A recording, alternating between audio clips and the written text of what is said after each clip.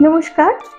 আজকে আমি টাটকা পোনা মাছের হালকা পাতলা ঝোল করছি। এই গরমের জন্য ভীষণ উপকারী। তো পুরো ভিডিওটা দেখতে থাকুন আমি কিভাবে ঝোলটা বানাচ্ছি। তো চলুন শুরু করা যাক পোনা মাছের ঝোল। সবজি কেটে নিয়েছি, আলু, পেঁপে, ঝিঙে, পটল, ডাঁটা। এরপর পটল ভেজে নিচ্ছি। সমস্ত সবজি ঢেলে দিলাম।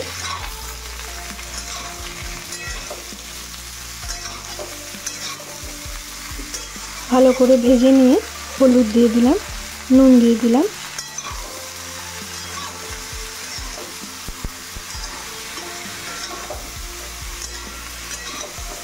জল দিয়ে ভালো করে সবজিটা আমি সেদ্ধ করে নিচ্ছি।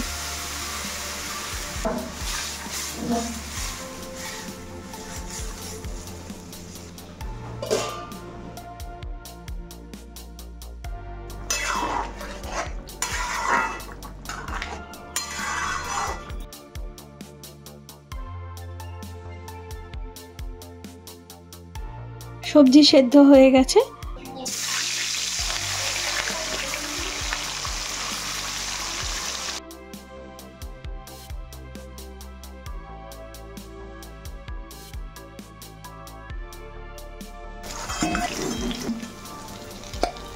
রুই মাছ ভেজে নিলাম।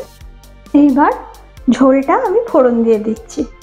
আমি 5 ফোড়ন, রাঁধুনি, তেজপাতা, ধনে, জিরে, কাঁচা লঙ্কা বাটা ফোড়ন দিয়ে দিলাম।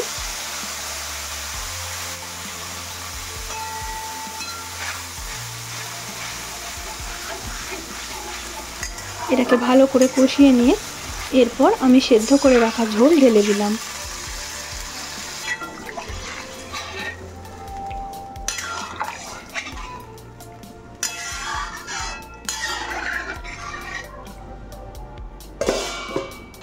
চাপা দিয়ে দিয়েছি। ঝোল ফুটে গেলে এর ভেতরে আমি মাছগুলো দিয়ে দেব। এরপর ঝোল ফুটে এলে ওর মধ্যে ভেজে রাখা রুই মাছ দিয়ে দিলাম।